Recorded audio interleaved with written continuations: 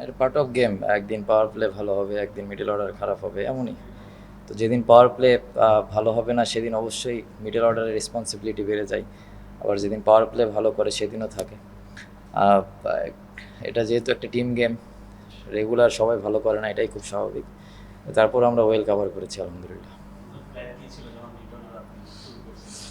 না, আমি আমি লিটন ভাই আউট হওয়ার পরে আমি নামছি লিটন ভাই। আচ্ছা, আমার নর্মালি প্ল্যান, যেটা টিম টিম কি ডিমান্ড করতো ওই সিচুয়েশনে, রান দরকার ছিল, একটু রান একটু কম হয়ে গিয়েছিল। জাস্ট আমার প্ল্যান ছিল যে আমি অ্যাটাক করব, কারণ ওখানে যদি অ্যাটাক না করতে পারি তাহলে হয়তো বা টাফ হয়ে যেত টিমের জন্য। তো জাস্ট আমি ট্রাই করেছি যতটুকু অ্যাটাক করা যায়।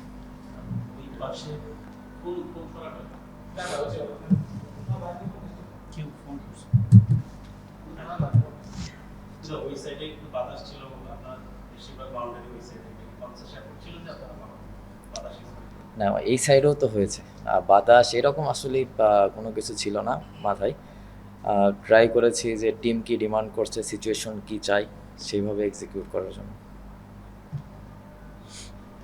একটা মোমেন্টে মনে হচ্ছিল যে গেমটা একটু বেশি টাফ হয়ে যাচ্ছিল, যে আপনার পরবর্তীতে পরের দর্শকরা আসলে আপনারা কিভাবে চেস করবেন সেটাকে আপনারা নিজেরাই সেট করেছেন, যে কারণ ইমন যখন এসেছিল ম্যাচটা তখন একটু বেশি কঠিন হয়ে যাচ্ছিল। আহ, যেটা আগেও বললাম, কঠিন টি-20 খেলাটা এমনই, 1-2 ওভার ভালো হবে তখন দেখা যায় যে টিম খেলাটা অপোনেন্ট হাতে চলে যায়। 2 ওভারের গেম, 2 ওভার যদি আমরা ভালো ব্যাটিং করি, ভালো বোলিং করি, 2-3টা উইকেট নিই, সবসময় টি-20 খেলা একবার এদিক এদিক যায়। তো আমি ওইটাই ট্রাই করেছি যে ওই সময়টা যতটুকু অ্যাটাকিং ক্রিকেট খেলা যায়, এবং ওই সময় মনে হয় অ্যাটাকিং মানে অপশনটাই সব থেকে বেস্ট অপশন ছিল টিম জেতানোর জন্য।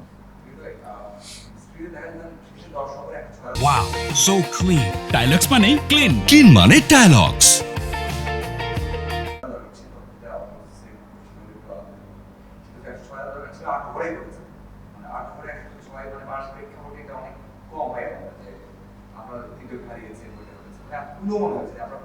মানে প্যানিক হন যে আগে আগে লেগেছে, এটা আসলে মানে কোন প্র্যাকটিসে বা কোন সিচুয়েশনে?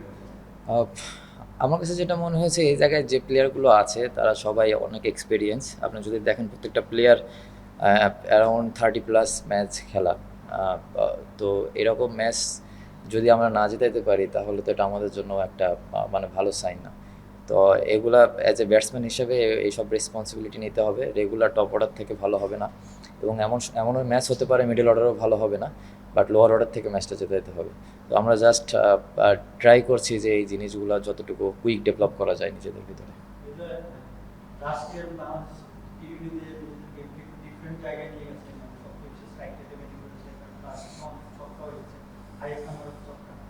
এইখান থেকে এই বছর আপনার নতুন একটা জার্নি শুরু করবেন, সেইখানে কি আপনারা আরো একটু উপরে যাওয়ার একটা আভাস কি ম্যাচটা আছে কিনা, মানে যে জায়গা থেকে আপনারা ম্যাচটা জিতলেন নরমালি এরকম ম্যাচ জিতে দেখা যায় না। মানে ছক্কা দিয়ে ছক্কা দিয়ে আগে যাওয়ার কথা বললেন না? শুধু ছক্কা না, ওভারঅল আচ্ছা, ব্যাটিং আচ্ছা। এ বা ওভারঅল টি-20 ক্রিকেটে আপনারা আরেকটু ভালো বুঝতে পারছেন কিনা বা আরেকটু ভালো হ্যাঁ, জায়গায় নিয়ে হ্যাঁ, যেতে চান? দেখেন ভালোর তো শেষ নেই। সবাই সবার জায়গা থেকে ভালো, যতটুকু ভালো করা যায় সবাই ট্রাই করে সবসময়। তো আমরাও ট্রাই করছি। টিমটা অনেক দিন হলো সবাই একসঙ্গে খেলছি। বোঝাপড়া অনেক ভালো আছে প্রত্যেকটা প্লেয়ারের সঙ্গে, এবং দেখেন আমার কাছে আজকে যেটা পজিটিভ মনে হয়েছে যে আমরা প্রেশারটা নিইনি, বা আমাদের কাছে প্রেশারটা বাইরে থেকেও বুঝতে পারিনি যে আমরা প্রেশারে আছি। তো এরকম ম্যাচ আমরা যত জেতাইতে পারবো তত টিমের জন্য ভালো, এবং অ্যাজ এ প্লেয়ার হিসেবে তাদের জন্য অনেক কনফিডেন্স বিল্ড হবে। চাপানোর পজিশনে আজকে যেমনি খেলাটা দিলেন, এর আগেও আমি আপনি খুব ভালো করেছেন। ওয়ানডেতে আনফরচুনেটলি ওয়ানডেতে পরিকল্পনা ওয়াইজ হচ্ছে আপনাকে পেছনে 6 নম্বরে খেলতে হয়েছে। 4 নম্বর পজিশনটাতে যদি ওয়ানডেতে খেলেন ওটাকে আরেকটু বেশি এনজয় করতেন। 4 নম্বরে আমি খেলেছি 25 সালে। যদি খেয়াল করে দেখেন আমি কেমন করেছি এটা আমি বলতে চাচ্ছি না, এটা হয়তো বা দেখলেই বুঝবেন। বাট খেলার তো ইচ্ছা থাকেই, আসলে সবসময় ইচ্ছা তো পূরণ হয় না, কারণ টিমটা তো আমার নিজের না, টিম গেম। বাট অবশ্যই আমি অবশ্যই লাইক করি, কারণ আমি আমি 19 থেকে শুরু করে আমার কেরিয়ার যখন থেকে এজ লেভেল থেকে 16-18 থেকে যখনই খেলি তখন আমি এই পজিশনটাতেই খেলেছি। বাট এখন সামহাও আমি খেলতে পারছি না টিম কম্বিনেশনের কারণে। হয়তো বা তারা টিম অফিসিয়াল বা যারা ম্যানেজমেন্ট আছে তারা হয়তো বেটার অপশন মনে করেছে, আমি জানি না। বাট মানে অ্যাজ এ প্রফেশনাল প্লেয়ার হিসেবে আমাকে যদি বলে তুমি 7, 8, 9 ব্যাটিং করবো, কারণ আমার ন্যাশনাল টিমে 7 পর্যন্ত খেলার এক্সপিরিয়েন্স আছে শুধু ওপেন ছাড়া। তো আশা করি যে কোনো না কোনো একদিন ওপেনও ব্যাটিং করবো। আপনার যে দুটো পার্টনারশিপ ওই মোমেন্ট থেকে আমার একশো তখন লাগে তখন অবশ্যই কোনো সাথে পার্টনারশিপ আমার সাথে পার্টনারশিপ দুজনের ব্যাটিং এর এখন মানে ইমন গত ভিডিও থেকে একটা নতুন রোলে ব্যাটিং করে মিডল অর্ডার আসলে এখন 5 বা শামীম অনেকদিন পরে একটা মানে কম্পিটিটিভ ক্রিকেট খেলছিল কিন্তু কনফিডেন্সটা দেখে আপনার কতটুকু মানে আপনার কত মজা লেগেছে তো দেখেন আমি একটা জিনিস জাস্ট ক্লিয়ার করতে চাই যে নাম্বার 5 নাম্বার 6 এমন একটা পজিশন, এই পজিশনে আপনার 50 হঠাৎ একদিন 2 দিন হবে। যেদিন ওই পজিশন থেকে নাম্বার 6 থেকে কেউ 50 মারবে তার মানে বুঝতে হবে আমাদের টিমটা অনেকটুকু ব্যাকফুটে, কারণ অলরেডি 3-4টা উইকেট আমাদের যাবে। তো ওই জায়গাটা ইম্প্যাক্টফুল ইনিংসটা যেমন শামীম আজকে যেটা করেছে, আমার কাছে মনে হয় যে ওই ইনিংসটা একটা 50 থেকে অনেক বড় ইনিংস শামীম এবং ইমন যেটা করেছে। তো এই জিনিসটা আমাদের নিজেদেরও বুঝতে হবে যে ইম্প্যাক্টফুল ইনিংসটা আসলে কতটুকু। অনেক সময় আমরা নিজেরাও চিন্তা করি যে 50 বা 100, তো আমার কাছে মনে হয় যে টি-20 ফরম্যাটে 10 রানও ইম্প্যাক্টফুল ইনিংস হতে পারে, যেটা আজকে শামীম আর ইমন দুজন মিলে করেছে। ম্যাচটা জেতানোর জন্য আরও ইজি হয়ে গেছে।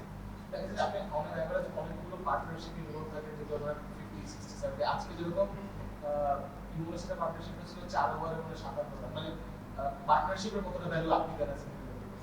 দেখেন মিডল অর্ডারের খেলাটা এমন একটা পজিশনে, এই জায়গায় আপনাকে মারতেও হবে এবং খেলাটা বানানো লাগবে। তো আমার কাছে যেটা মনে হয়েছে যে ইমন যে সময়টা অ্যাটাক করেছে ওই আমার জন্য আরও ইজি করে দিয়েছে জিনিসটা। আমি জাস্ট আমার কাছে মনে হয়েছে যে খেলাটা অনেক হাতে এসেছে, তখন আমার কাছে মনে হয়েছে যে এখন এতটা রিস্ক না নিলেও হবে যেহেতু খেলাটা আমাদের হাতে চলে এসেছে। তো অবশ্যই ইমন পাটোয়ারি দুজনকে ক্রেডিট দিতে হয়, ওরা অনেক ভালো ফিনিশ করেছে। স্পেসিফিকলি যে শামীমের কথা জিজ্ঞেস করি, শেষে ওর যে ইম্প্যাক্টটা দেখলে একটা ছক্কা পিছন দিয়ে মারা, কেমন লেগেছে আপনি? আমি তো অনেক এনজয় করি ওর ব্যাটিং, সত্য কথা বলতে, কারণ এমন শটস ওই খেলে যেটা আমাদের কম ব্যাটসম্যানই আছে যে ওই রকম শটস খেলতে পারে। তো নাম্বার 6 এরকম পজিশনে এরকম প্লেয়ারই দরকার যে আপনার সব দিকেই যে কোনো সময় মেরে দিতে পারবে। বোলাররাও অনেক চাপে থাকে এরকম শটস খেলে, যেমন যে 6টায় মেরেছে আপনি যদি খেয়াল করে দেখেন এরকম 6 আমরা খুব কমই মারতে পারি। তো অবশ্যই দোয়া করি যেন কনসিস্টেন্ট আরও ভালো কিছু হয় ইনশাল্লাহ। যখন দেখলাম লিটন দাস আউট হয়ে গেল তখন হচ্ছে পারভেজ ইমন নেমেই হচ্ছে একটু অ্যাটাকিং ক্রিকেট খেলা শুরু করলেন। ওটা কি একটা টার্নিং পয়েন্ট ছিল কিনা যে হচ্ছে পিছিয়ে না করার থেকে অ্যাটাকিং করে খেলাটাতে হয়তো আমাদের ফর্মে কাছে আসতে পারে বা হচ্ছে না, কথায় আছে না যে attack is the best defence. তো ইন্টারন্যাশনাল ক্রিকেটে আপনি যদি বেশি মানে বুক ডাউন থাকেন আসলে হয় না। তো ইমন যেটা করেছে ওই খুব রাইট চুজটা করেছে এবং খুব ক্লিয়ার মাইন্ড ছিল, এবং আমিও দু একটা ইনফরমেশন ওকে দিয়েছি যে এদিক দিয়ে ট্রাই করলে ভালো হয়। তো সব কিছু শেষে ওর এক্সিকিউশনটা অনেক ভালো ছিল। কয়েকদিন আগে আসলে আপনার বেশ কয়েকজন টিমমেট পিএসএল খেলে আসলো 5-6 জনের মতো, এবং বাংলাদেশ থেকে যদি কেউ ফ্র্যাঞ্চাইজি ক্রিকেট খেলতে যায় আমরা তাহিদ হৃদয়কেও নর্মালি ভাবি আর কি যে ধাঁচে ক্রিকেট খেলে সেখানটায় হয়তো আপনার ডাকটা আসে সম্ভব। সামনে মানে নতুন বছরে কি জাস্ট এই কারণে বা সবকিছু নিজেকে কোনোভাবে করার চেষ্টা বা ব্যাটিং স্টাইলটা একটু আক্রমণাত্মক করার চেষ্টা বা চিন্তা ভাবনা কি আপনার মাথায় আছে কি? না দেখেন, এটা তো আমি যদি এই চিন্তা করি তাহলে ওভারকাম নিয়ে বেশি চিন্তা করা হয়ে যায়। যে জিনিসটা আমার হাতে নেই সেই জিনিসটা তো আমি পাবো না কখনোই। আমি আমার হাতে যেটা আছে, প্রসেসে যেটা আছে, আমি ট্রাই করছি ওই জিনিসটাই করার জন্য। সব শেষে আমার কাছে যেটা মনে হয় সব কিছু রিজেকের ওপরে। আমার হাতে যেটা আছে প্র্যাকটিস, কষ্ট করতে পারবো, এইটুকুই আমি করার চেষ্টা করি। বাট হয়নি, ইনশাল্লাহ ভালো করলে হবে। টিম যখন রেজাল্ট করবে দেখা যাবে, যখন আমরা এশিয়া কাপ বা ওয়ার্ল্ড কাপে ভালো আইসিসির ইভেন্টে যখন ভালো করবো তখন দেখবেন এখন 5টা খেলে ইনশাল্লাহ সামনে আরও 7টা 8টা 9টা প্লেয়ার খেলবে ইনশাল্লাহ। হৃদয়, সাম্প্রতিক অতীতে আমরা দেখতাম যে 7 থেকে বেশি 8 যদি রান রেট হয়ে যায় আমাদের ব্যাটিং কলাপস হয় চেজিং এর ক্ষেত্রে। তো এখন আজকে দেখা গেল যে আপনার 9 10 এও আসলে খুব স্বাভাবিক। এখন দলের মাইন্ডসেট কেমন যে আসলে আমরা কি 10 এ রেগুলার উইন করার মতো মাইন্ডসেট আছে? মাইন্ডসেট না করতে পারলেও মাইন্ডসেট থাকে করার জন্য, আর করতে পারলে তো থাকেই। তো সবসময় মাইন্ডসেট থাকে জেতানোর জন্য, বাট কোনো দিন হয় কোনো দিন হয় না, এটাই গেম। তারপরেও যেটা আগেও বললাম, ওই পজিশনে ওরা অনেক দিন হলো খেলছে। তো আমরা যত ডে বাই ডে আগের থেকেও অনেক ভালো হচ্ছে, আশা করব যে সামনের দিকে ইনশাল্লাহ আরও ভালো হবে। ব্যাটসম্যানরা ভালো করেছে, বোলাররাও কামব্যাক করেছে খুব ভালো হবে, কারণ একশো রান বেশি করেছিল দর্শক শেষে। ওই কামব্যাকে আপনি কার প্লেস করবেন এবং মানে বোলিং ডিপার্টমেন্টে আছে কাজটা একটু আমি সবাইকেই ক্রেডিট দিতে চাই, কারণ সবাই ভালো বল করেছে। রিপন স্পেশালি ওই ডেবু ম্যাচ, ওই লাস্ট ওভারটা ওই অনেক ভালো বল করেছে, কন্ট্রোল ছিল ওর বলিংয়ে।